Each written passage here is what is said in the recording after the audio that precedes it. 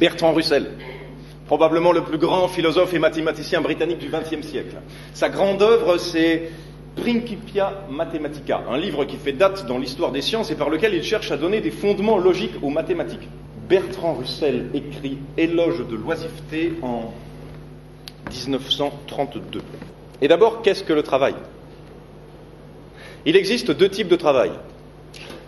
Le premier consiste à déplacer une certaine quantité de matière se trouvant à la surface de la Terre ou dans le sol. Le second, à dire à quelqu'un d'autre de le faire.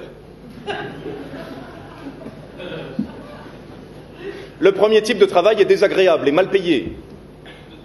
Le second est agréable et très bien payé. Le second type de travail peut s'étendre de façon illimitée.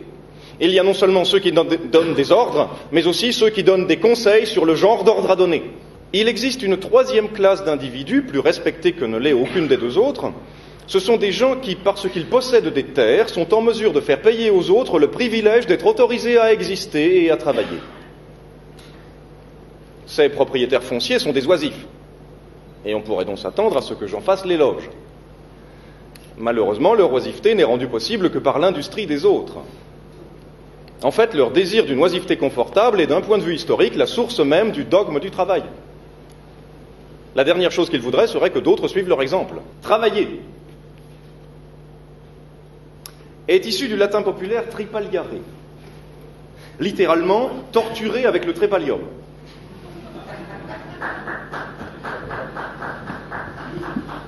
Nom d'un instrument de torture et aussi d'une machine où l'on assujettit les bœufs et les chevaux difficiles pour les ferrer. En ancien français, et toujours dans l'usage classique, travailler signifie faire souffrir physiquement ou moralement. Si le salarié ordinaire travaillait 4 heures par jour, il y aurait assez de tout pour tout le monde et pas de chômage, en supposant qu'on ait recours à un minimum d'organisation rationnelle. Cette idée choque les nantis parce qu'ils sont convaincus que les pauvres ne sauraient comment utiliser autant de loisirs. Alors on se retourne sur sa vie à 50 ans, qu'est-ce que j'ai fait ? J'ai vendu plus de bière. Et là je me suis dit, le commerce, ça va pas être possible.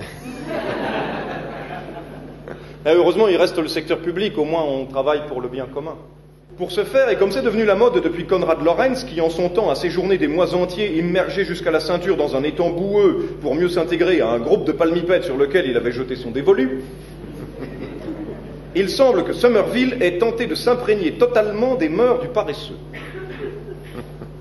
Opération qui devait rapidement s'avérer beaucoup plus acrobatique et ascétique qu'il ne l'avait tout d'abord escompté. Dans la mesure où l'animal reste parfois accroché jusqu'à 10 jours de suite à la même branche sans manifester la moindre velléité de changer de position. Quand je suggère qu'il faudrait réduire à 4 le nombre d'heures de travail, je ne veux pas laisser entendre qu'il faille dissiper en pure frivolité tout le temps qui reste. Je veux dire qu'en travaillant 4 heures par jour, un homme devrait avoir droit aux choses qui sont essentielles pour vivre dans un minimum de confort et qu'il devrait pouvoir disposer du reste de son temps comme bon lui semble. La bonté est de toutes les qualités morales celle dont le monde a le plus besoin. Or, la bonté est le produit du bien-être et de la sérénité, non d'une vie de galérien. Les méthodes de production modernes nous ont donné la possibilité de permettre à tous de vivre dans le bien-être et la sérénité. Nous avons choisi à la place le surmenage pour les uns et la misère pour les autres. En cela, nous nous sommes montrés bien bêtes. Mais il n'y a pas de raison pour persévérer dans notre bêtise indéfiniment.